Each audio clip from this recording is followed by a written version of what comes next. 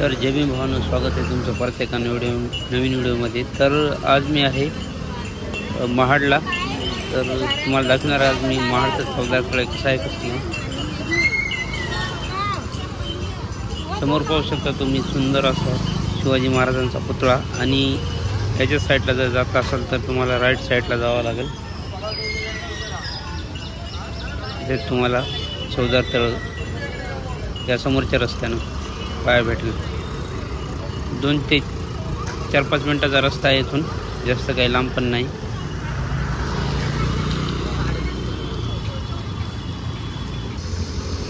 तर आलेलो आता आपण चौदार तळ्यावर। समोर पाहू शकता तुम्ही हा जो पाचचारी रस्ता दिसत आहे तुम्हाला पायी चालण्याचा, याच्या बाजूलाच चौदार तळे आहे। जे आता तुम्हाला दिसत आहे हे चौदार तळे आहे, पाहू शकता तुम्ही। पावसाळ्यात फुल भरलेलं आहे, सगळं हिरवगार पाणी दिसत आहे, काही स्वच्छता दिसत नाही पाण्याची, सगळं शेवाळ झालेलं पाणी। आजूबाजूला मस्त घरं आहेत आणि त्या घरांसमोर पाणी असतं।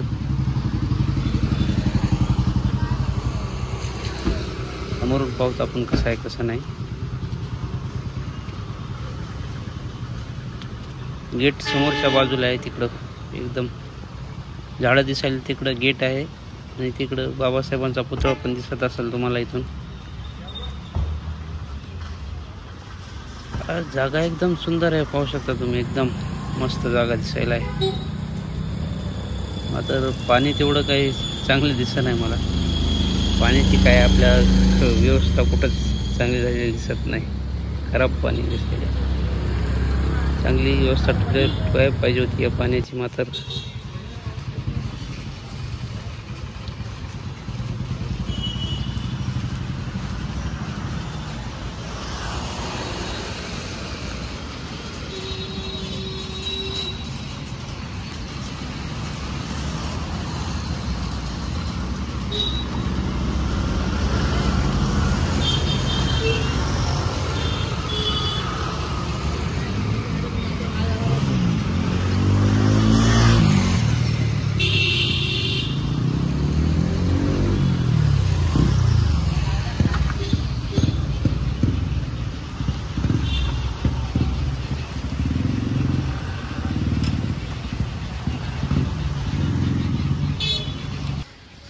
हा जो समोर गेट दिसत आहे, या गेटापासून या पायऱ्या आहेत, इथंच बाबासाहेबांनी जाऊन पाणी पिलं होतं आणि त्यांच्या सहकार्यांसोबत।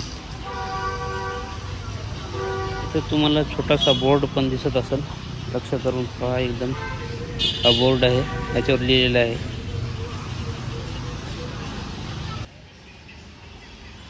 तर चला आता तुम्हाला मेन बिल्डिंग दाखवतो, इथं सभागृह आहे ते पण दाखवतो, आणि स्मारकाचा व्ह्यू पहा आतमधला कसा आहे।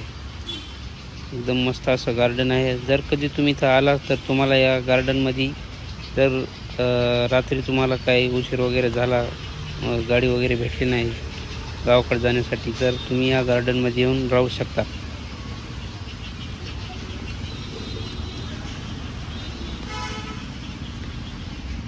इथं काही जणांचे नाव संविधानाची रूपरेषा आहे इथं, आणि समोर तुम्ही पाहू शकता चौदार तळ सुंदर असं।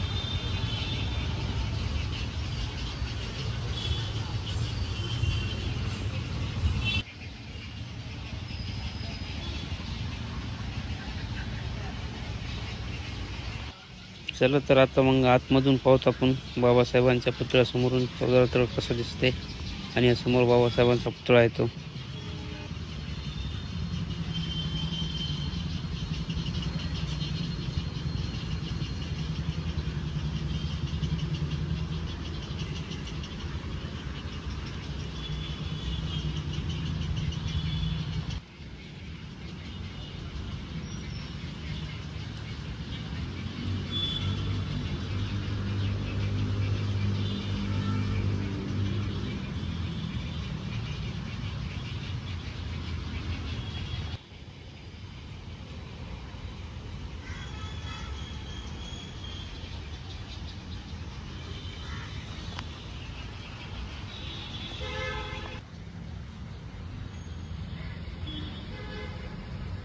तर असं काय होतं चवदार तळं महाडचे. तर भेटूच मित्रांनो तुम्हाला पुढच्या व्हिडिओमध्ये.